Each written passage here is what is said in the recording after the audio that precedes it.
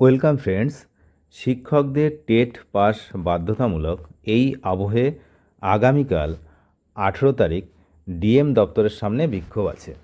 তো কি বিষয় বিস্তারিত এই ভিডিওতে আমরা জানব যে ফের শহরে টেট মিছিল 18ই অর্থাৎ আগামীকাল ডিএম দপ্তরের সামনে বিক্ষোভ।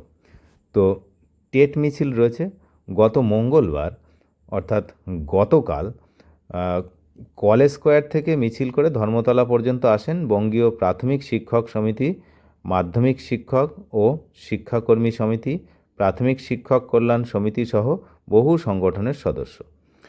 গত সপ্তাহে বিভিন্ন বাম শিক্ষক সংগঠনগুলি সুবোধ মল্লিক স্কোয়ার থেকে কলেজ স্ট্রিট পর্যন্তও কিন্তু মিছিল করেছে।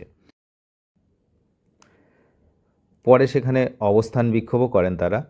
টেট নিয়ে আন্দোলনে সংঘের যে শিক্ষক সংগঠন অখিল ভারতীয় রাষ্ট্রীয় শৈক্ষিক মহাসংঘ বিদ্যালয় শাখা 18ই জুন গোটা দেশে সব জেলা শাসকের দপ্তরের সামনে ধর্ণা ও বিক্ষোভ প্রদর্শনের কর্মসূচি নেওয়া হয়েছে।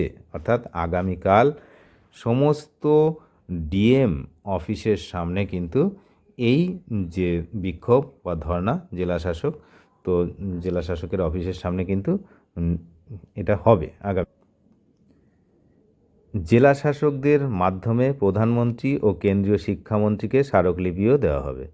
উল্লেখ্য 2025-এ একটি মামলার রায় দিতে গিয়ে সুপ্রিম কোর্ট জানায় দেশের প্রাথমিক ও উচ্চ প্রাথমিক শিক্ষকদের ক্ষেত্রে টেট উত্তীর্ণ হওয়া বাধ্যতামূলক।